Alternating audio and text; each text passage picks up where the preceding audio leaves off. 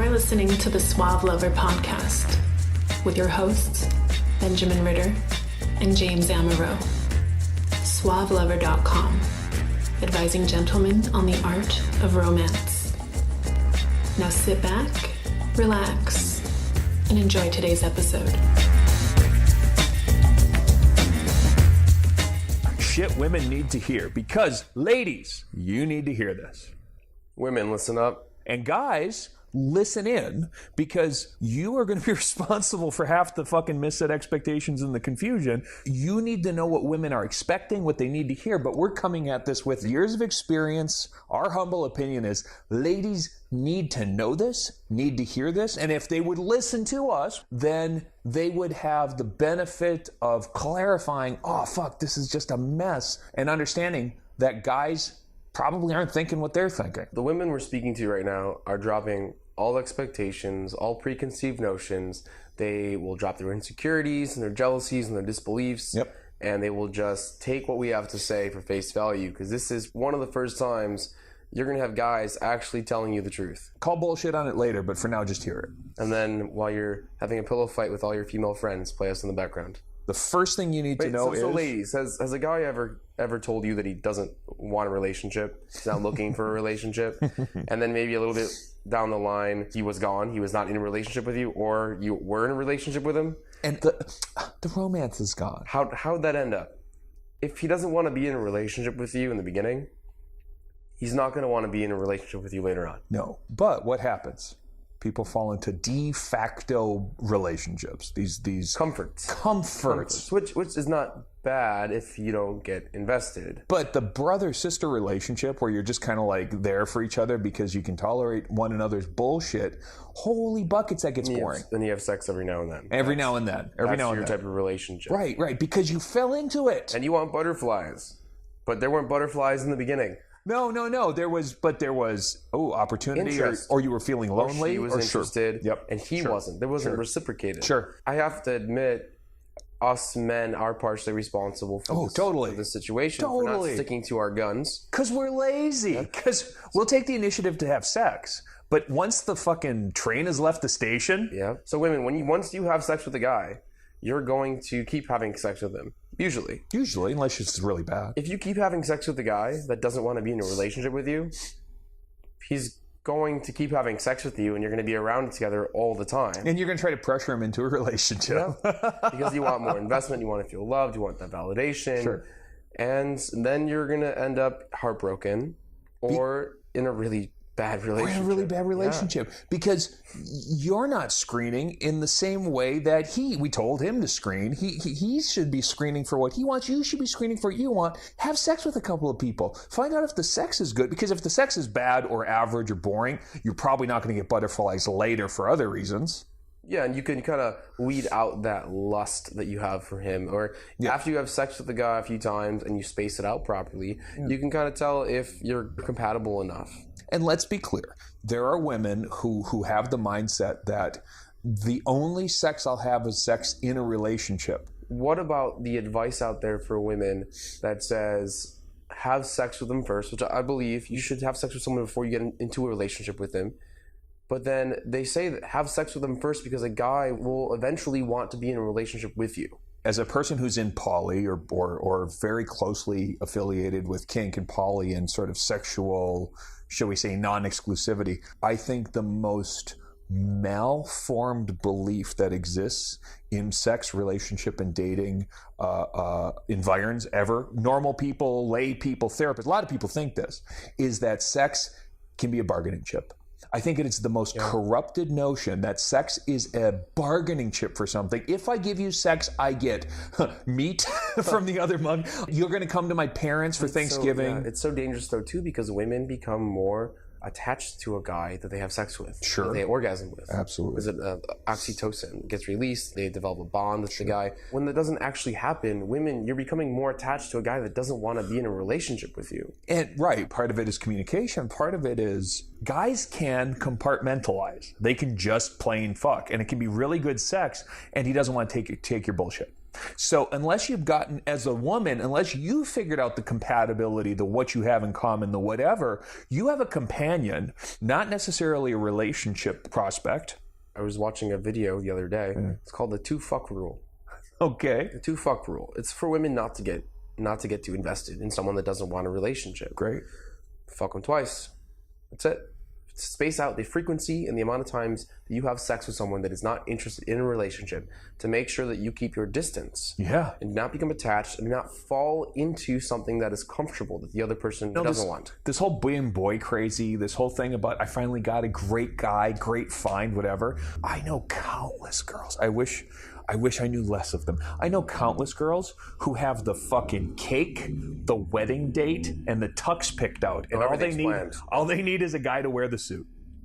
And they're just waiting for the guy to come in and fucking save them. Cinderella complex would be a very good thing for most girls to Google. As a young girl, you're hoping for the happily ever after once you find the guy. And as guys who've been through this, we can tell you the hardship starts when you found someone in a relationship. It doesn't end because you found someone. Well, you can grow with someone. You can become more attached to them as you experience things with them. Sure. But sex itself is not going to create the bond or the attraction or the initial lust and feelings that you have for someone that you know you're compatible with. If he doesn't want a relationship with you, listen to him and make sure you don't get too attached because you're going to get hurt and it's going to have a really bad ending. Yeah, if you're shopping for a relationship, you're probably going to get hurt. If he's not upfront about his relationship status, there's a reason. If you don't know his relationship status, there's a reason. If he says that he doesn't want a relationship, there's a reason. So the only situation that is probably kind of like bankable is he, in good faith, is looking for a relationship arrangement too. He wants to have a relationship. And there are plenty of guys who are like this. Not every guy's a player. Not every guy's on the make. A lot of guys want that girl they can go home to. You bet. And now you, as the girl, have to be careful because if you take in a fucking stray puppy, you get what you deserve. So you had better be looking around for the right kind of guy if you're trying to settle into a relationship. Screen him and listen to him. Yep. You bet. Basically. That's it. Read the signs too. He doesn't have to be explicit. He doesn't have to say, I'm not looking for a relationship. Nope. You can tell. Yep. What are you doing this weekend? Stuff. Who are you hanging out with tonight? Friends? You bet. That seems like he's pretty much not forthcoming about what's up. He doesn't want to involve you. Or he doesn't want to hurt you. Oh, what's your last name for Facebook? It doesn't accept your friend request. Number 2. Mixed signals. Women. Women. Oh my. What do you want? Please tell me what you want. The low-cut shirt that says my eyes are up here. I love that kind of stuff because I understand what they're toying with. They're playing with this idea. Here's the problem that you have, ladies. You don't have the ability to selectively demonstrate your sexual availability. In other words, you want to be really sexy to the guys who you want to like you, and you want the creepers not to bother you. Guess what? There isn't such a filtering mechanism in this universe. It doesn't work that way. If you're pretty... Walk around with the door guy. Yeah, right? If you're pretty, if you're somewhat available, or you're suggestive, and you want the attention of the guy, I understand what you're trying to do. You're trying to get the right guys to come up to you, and you're hoping maybe to intimidate or bitch out the rest of them. But guess what? They're going to come to you like fucking flies. But this is the whole concept of rape culture. If you say no to someone and then you give in because you feel you need to say no, especially with sex, right? Then you're teaching the guy that no means yes. Does no mean work for it? Does no mean no? Oh, that's the yeah. I see what you mean. So does yes mean no? Does no? So you have to be very straightforward with what you're looking for, what you want, what you desire. The consequence of the mixed signals, of the confusion, of the I want him to work for it, I want to see what he's made of, and this is great. You give him a shit test. You see if he's like serious or whatever. That's what's going to happen. But what's going to happen is you're going to wind up weeding out and pissing off and confusing genuine, authentic guys. The guy is pissed off, he's confused, he thinks all women are bitches because you want to keep a guy around maybe as an orbiter. Okay, so what you're going to do is you're going to keep him around as companionship, but you don't like him like that. You're so you're going to tease him, you're going to fuck with him, maybe you're going to set the expectation, and then maybe if you okay, we've created that lovely mechanism, deception. You have a hidden agenda. You got signals that you're trying to send off that mean something, don't mean something. And then these guys get pissed off. They collectively punish. All women are lying bitches. Because the one that decided that she's willing to hang around with him for a couple of weeks, and then when he makes the move, because it took him a couple of weeks to fucking do it, because he's a fucking... He wasn't being straightforward. Yeah, right. So now you have been sending mixed signals. You're like, okay, well, I'm waiting for you to make the move, or I lost interest because it's done, but I'll still hang out with you. That's weird. Why would you hang out with someone who, if you were on the make, if there was sexual chemistry and it didn't work out, why would you continue to hang out with them as sort of that creeper orbiter type of guy and not just go try to find a guy who you want in the first place? Women, be realistic with what these men want. It gets me so frustrated when a guy basically is being creepy to a woman and the woman is accepting it. Like the guy will say something sexual about her and she'll like laugh it off or not comment instead of be like, what are you talking about? Yeah. So in a sense, that's a mixed signal. Fine. If this is your weird acquaintance circle where you run into people, coworkers, and they're a little creepy, that's cool. That's fine. You do whatever. You flirt, you send your mixed signals. I feel that women need to be a little bit more straightforward. They're putting themselves in a bad situation. If they end up with that person by themselves, alone, or in some sort of environment, they know this guy wants them. They know this guy feels like he's been led on in a way, has not been told no once. To that point, guys need to have self-control. But some men don't. Far too many don't. And so therein lies the problem with the mixed signals, is that we're feeding into this virtuous cycle of accountability living somewhere else. Okay, we always say, guys take responsibility. Here what we're saying to the girls is, girls, take fucking responsibility. You know, I was fucking with him, I was toying with him, I let it on for so long, and now nobody deserves anything, but fuck's sake, put a stop to it. And this also leads to, hey, I'm at the bar and I really like that guy, but I'm going home alone again, or I didn't get his number. Why do all men suck? Because the guys that you're interested in, because you're not telling them, you're not showing them that you're interested in them. It's the 21st century. Women, you have permission to chat up guys. You have permission to say, hey, if you like a guy, say, hey. That's just say anything else. You really ain't going to say much else. You're going to kind of look at one guy up, and then you're going to hope the other guys don't look at you like a piece of meat. It's fucking frustrating. I can't imagine how terribly disturbing it is to be a woman in the 21st century, but it's 21st century. If you like a guy, say, hey. I'm meeting you at a bar, you're being completely attentive, you're having a ton of fun with me, and you drop in the boyfriend line. Yeah. And it doesn't matter, because you give me your number. Yeah.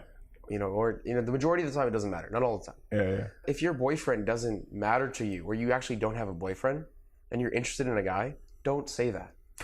Good advice. Right? Hey, guess what? If you're trying to hook up, if you're playing around, because that's why a guy will not be interested in you. He'll stop. He'll just end the conversation. Mixed signal. Yeah. I don't understand why it was going so well, and then all of a sudden I brought up the guy I live with. And of course, and not clarify that you're still an option. Yeah, right. Doesn't he understand? No, because we don't understand. Because we're kind of stupid. Mixed signals make us stupid. It took me 6 years to become a professional in interpersonal and social dynamics, to be able to read people and become socially aware of different people's energies and needs and wants and desires. A regular guy is not going to know how you feel. Yep, that's right. Yeah, no reading minds there. So mix your signals at your own risk. Take responsibility for your outcomes. Number 3, I'm not your buddy.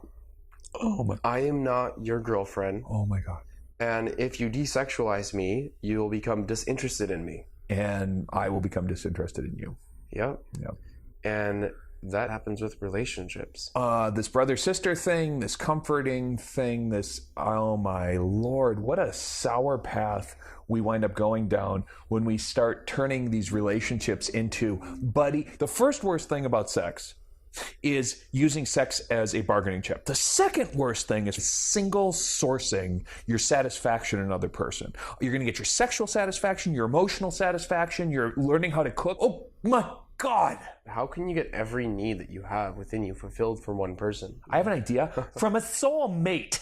A soulmate. Because there's a soulmate. The soulmate likes everything. Because the soulmate has been brought up with the exact same experiences that you have been brought up. Right. Within the same geographical location, so you guys can actually meet. Right. And it's just love at first sight. And you guys enjoy the same things. You listen to the same music.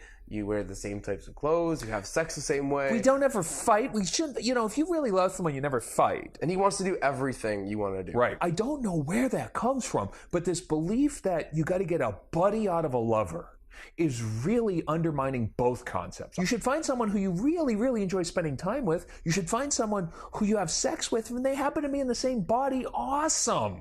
But that's gravy. And just because you enjoy spending time with someone doesn't mean that you're going to enjoy spending time with them all the time.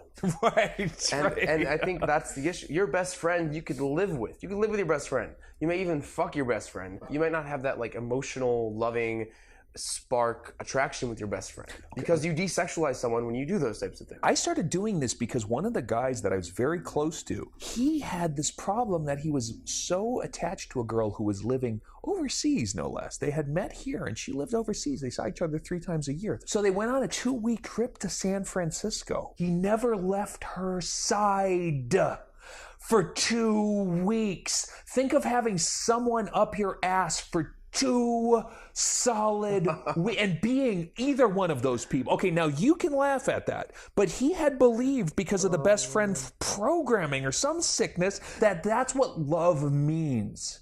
No personal space. But that's what most relationships are like. There is no space. What happened? I disabused him of the belief that that was anything close to an appropriate kind of relationship. It's like these couples that live together and they just do everything together, and then all of a sudden they stop doing everything together because they're cheating on each other. Right. you know what I'm talking about. And it's you need space in a relationship on your own to live as the person that you are, not as your relationship. And then you need to have your relationship life. And the problem with most relationships is you become buddy-buddy, you become best friends, and you think that means that you have to merge your individualities to become one. This idea of this soulmate. Right. And then all of a sudden you're losing your personal identity. And that negatively affects everything, your energy, who you are. In very rare circumstances, do a couple, when they merge, become better. No, you are the couple all of a sudden, so your identity gets lost. If your identity gets lost, you know your identity got lost. Even if you can't pinpoint what's wrong, you're going to be depressed. You're going to be down. You're going to have more fun with this new girl at work or your best friend that you haven't seen in a long time than you actually do with your relationship. Right. So instead of trying to find the buddy, the soulmate, Jerry Maguire complete me bullshit, instead of that, look for someone who supports you doing your best and at least doesn't get in the fucking way of you doing your best. And you go do your thing. And you let him do his thing. Yeah. And you know what? I don't care that you just got your nails done. Let me realize that you got your nails done. Little things. Yep. Don't tell me every tidbit of your life. Now, men want to be included. Sure. So women, make sure that you do share what's going on in your life. Yep. They're not your dummy to bitch at for 2 hours about how you hate your boss. Yes. And so keep some things inside. And how do you do that, women? Talk to your best friends. Don't ignore them after you get into a relationship. Just a keep reminder. them in your life. So, right. Keep your friends around. Have other things going on. Have other things going on. Just a reminder, men bond and socialize by doing things. And women socialize and bond by talking. Women talk to socialize. They talk to bond. And to not understand... Men hunt the mammoth. So... Women were at home chatting about the village. Well, understanding the politics, so they know who would turn on them and so on. If you try to use the same techniques to keep your best friend or your girlfriend around, guys really aren't going to respond well to you bitching about what a shitty customer service experience you had at Target. Your girlfriends are going to support the shit out of that. But they will respond to you going somewhere and doing something and having an experience and bonding. Way better than that. So treat your lover like a lover. Respect the dude's prerogative to be a guy, and don't try to convert him into your complete other. The guy in your life, he's not your best friend. He's your fuck buddy. He is your lover. He is the romantic and sexual side of your life.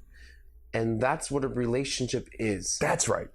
All romance. So number 4, ladies, guess what? I hate to break it to you. All romantic relationships are sexual relationships because all romantic relationships define sexual access rights. And what if you don't have a sexual relationship? What is it? It's a relationship that should have been sexual that didn't, or it's platonic, or it's a relationship that is not quite defined because you're holding out for the prospect of sex. No, don't get me wrong. A romantic relationship that isn't yet consummated. Okay, so you're pursuing each other. That's fine. There's a difference. But there is no more such a thing as courtly love that Lancelot felt for Guinevere. There is no, I love him so much that we don't need sex to ruin it. It's such a romance. It doesn't exist. You remember the story I told you about that woman I was talking to? Please remind me. She was just saying how her lover, her relationship, the man of her dreams, it just is not sexual. They don't have sex. They don't need it anymore. They're beyond They don't that. need it. They don't need it. And after a little bit more investigation, she was one of the most sexual women I've ever talked to. Sure. She had sex with a variety of men. She had sex all the time. She was extremely sexual, but for some reason, in their relationship, sex got lost. Yep. And now she's sitting at the table on a Saturday night at 5:30 in the morning, doing certain things that she probably shouldn't be doing. Right. Saying that she's in love with her boyfriend. Ah. And that they're going to get married and they're going to have kids. Yeah. Hun, reality check. You're not having sex. You're not sexually attracted to this guy. Yeah. And I went up to her and I said, listen, let's say some guy walked through this door right now and all of a sudden you had the greatest amount of sexual attraction to him than you've ever had in your entire life. Bet. Swept off your feet. You would leave your boyfriend in a moment. And she agreed. All romantic relationships define sexual access rights. Now, if you're not particularly expressive, if she's the kind of girl who just doesn't need sex like on a daily basis, like she's not bent, so she just wants sex. She just wants sex maybe once a week. I'm having sex during the podcast, actually, right now. Some people are more inhibited, or their sexual sort of threshold is lower. You know what I mean? So that's fair. But the romantic relationship you're in defines the access rights to that. In other words, your pursuers who are pursuing you romantically will either have sexual access to you or they won't. And if you deny them sexual access, it's not romantic. It's a fucking mix. It's confusing mess. You are free game to go have sex with That's right. anyone that you want. That's right. It seems to be catching on. Yeah. A little bit, at least with our generation. Yeah. But women, if you're not having sex with your guy, he's having sex somewhere else. That's right. If he's not complaining to you about it and trying to get it and eventually every now getting it, he's getting it somewhere else. And if you're not getting sex in the relationship, you're doing something probably kind of shady on the side as well. We have an understanding. He doesn't really want sex anymore, And I'm okay with it. Yeah. Right. Well, women, I'm okay with not having sex. Well, okay, so let's not be delusional is all. If you're Hillary and you just don't care anymore and you need Bill for his status and you don't care if he fucks Monica, that's fine, but don't deceive yourself. We spoke about this the other day where women can get validation from other things. That's totally it. So right. Women, I know, because I worked in Boys Town for a bit, how validating it is to have the sexual attention and to be approached and to have guys say amazing things about how you look and what they want to do to you. Sure. It is validating, and that is very fulfilling. Very fulfilling. Guys don't have that same type of environment. Women are not going up to them and saying, I want to fuck you. What are you doing tomorrow? You look so fucking dapper, I just need your dick. Exactly. Right. And so men need that validation in a different way. Yeah. They need sexual validation. If they're not getting that from you, they're going to find it from someone else. Yeah. And most men can get it somewhere else. They have an ex on speed dial. They can go to the bar and get drunk and take somebody home. Having sex with someone really isn't that hard if you want to get it. Used to be, if you wanted to get sex on the side, you would go to one of the well-respected institutions. Thailand. Or the brothel. Chicago was a ton of massage parlors. The oldest profession, of course. So you would see a hooker. You might have a mistress on the side. In France, the mistress is still, it's polite not to talk about it, or there's concubines. There's the notion of geisha, who are entertainment women, some of whom would have sex. They weren't prostitutes. It's culturally institutionalized that there are alternate ways besides the primary. Now, here's the thing. The 21st century in America, if you're in a relationship and you sort of have contaminated with the 1950s nuclear family, we have sex until we have kids, and then we don't need sex anymore. Wow, there's so much delusion going on. Seriously, women, if you want to keep your man, surprise him in the bedroom consistently. Blow his mind, keep him wanting more, be the best sex he's ever had. He will never stray. Ever. If you keep me thinking about you all day, I will never want to be with somebody else. Until I find somebody else. Of course there's that. No, but really though. If you're going to use sex as a bargaining chip, may I suggest that you sweeten the pot on both parts? Well, not as a bargaining chip, but just as something to keep the relationship cemented. I have sexual access rights to you because I've taken them away from other people. That's right. So we need to keep the fire going, kindle it up. And that's, no matter how and long that's the right. relationship's going on. So you're exclusive with each other. The worst thing to do is to start holding out or holding up. That's where it becomes a bargaining chip. And if, I won't put out if you don't. And that if you're kind not of stuff. putting out, say why you're not. I don't feel so good. Like realistically, the actual, not just you trying to avoid sex. I really don't feel good today. It's been really stressful. Sure. Have a conversation about it. Yeah, because the guy suddenly is like, oh, you don't want my dick? I just need a little bit of somebody wanting my dick feel right now. I need someone to want my dick. I need that validation. That's the feeling that a guy feels, especially when his primary, especially for the woman that he has taken into his house, let's say. Invested in. Yeah, went on trips with, and all of a sudden she's kind of not interested. And you're not doing it on purpose, but you don't understand that the fact that you are a little crampy and you're not interested in him has an impact on him. Because it's a validation. Do you know that old phrase, the golden rule is do unto others as you want done unto you? The platinum rule being do unto others as they want done unto them? Yep. Don't treat a guy like he's a girl. Don't sit there and substitute cuddling for sex. Because it ain't a substitute. Ain't gonna work. Ain't gonna work. Men are different. Works for you. You want cuddling.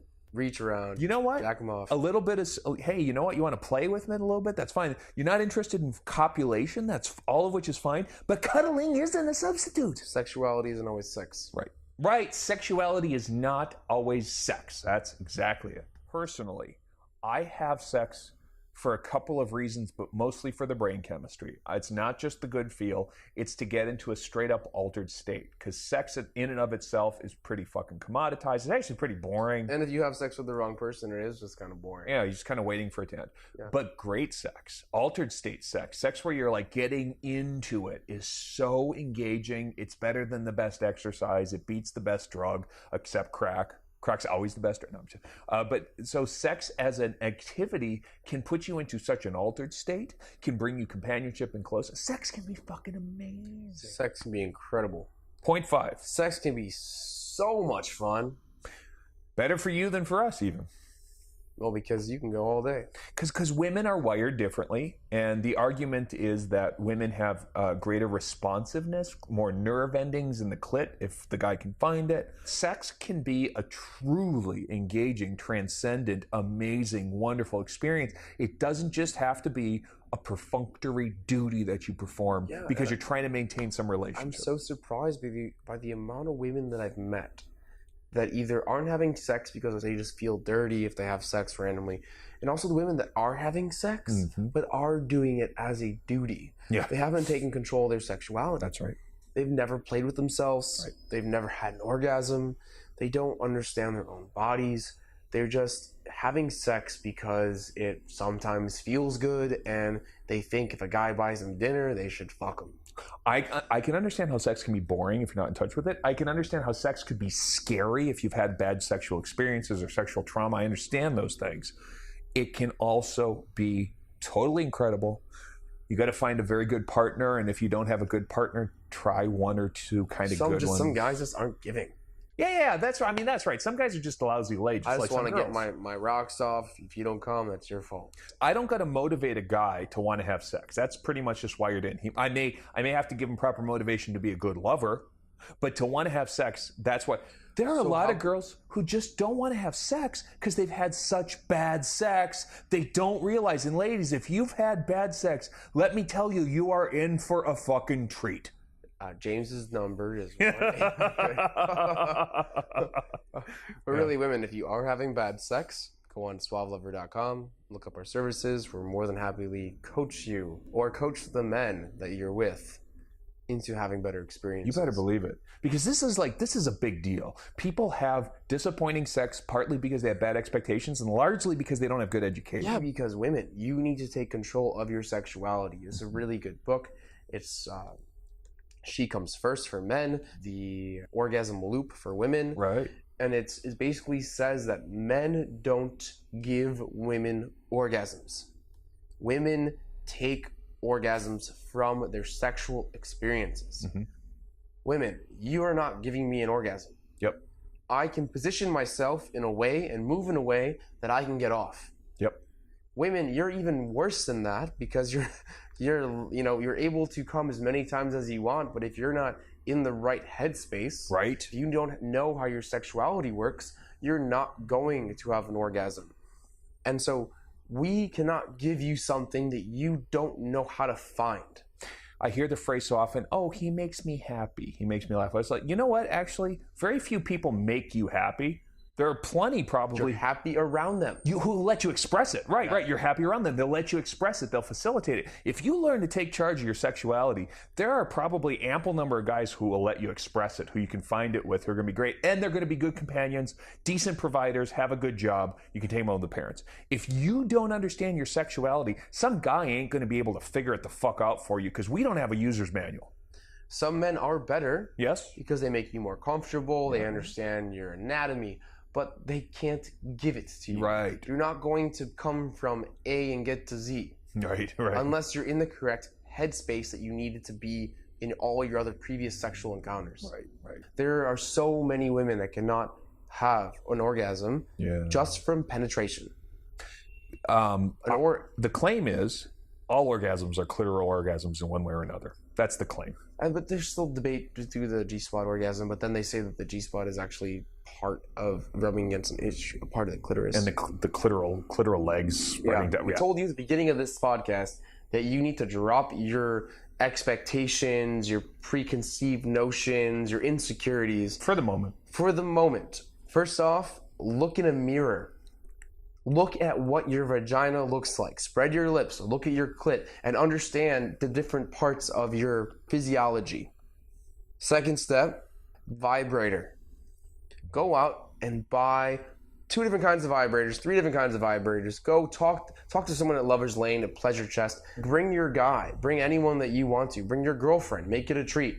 Take a blowjob class while you're there. Help your guy out. As a guy, by the way, with very bad aim, I go to the old staple, the Hitachi wand, a lot of surface area. I don't have to get it precise. Bullets. They're like little tiny vibrators. Look like lipstick vibrators. Very small. Pocket clitoral stimulation. Yeah, and and those suck because you got to have it. You got to aim it. Well, for women, you can explore different areas, different parts of you, see what is more sensitive. Yeah. Then you also have the penetration ones, like the rabbit and things like that. The dildo that vibrates. Dildos, and the ones that insert. So there are a variety of different types of vibrators. You have glass, you have rubber, I don't know, PVC or whatever. You know, they have 3D printers now that can print dildos. I can't wait till I can 3D print a companion on demand, and then when I'm done with her, throw her into the recycling bin. And if I 3D printed a companion, she would understand what type of relationship status I wanted. She wouldn't give me mixed signals. She wouldn't be my best friend. She would just fuck me. Oh my God. She would understand that our relationship is sexual. And you know what? She would care about her own sexual satisfaction. When I'm not there, she's having sex with another 3D printed doll. So take action. Listen next time. Yep. Catch yourself if you're falling into one of these traps and say, hey, shit, I assume this, or I presuppose this, or I'm going down this shitty path again. I'm going to stop it. While you're using your first vibrator. And figure out your sexuality. As you're exploring your sexuality. That's right. With your best friends in a closed room as you pillow fight in negligees. Snapchat that to us, would you? Please. You have been listening to the Suave Lover podcast. Visit suavelover.com to become the kind of man that women crave.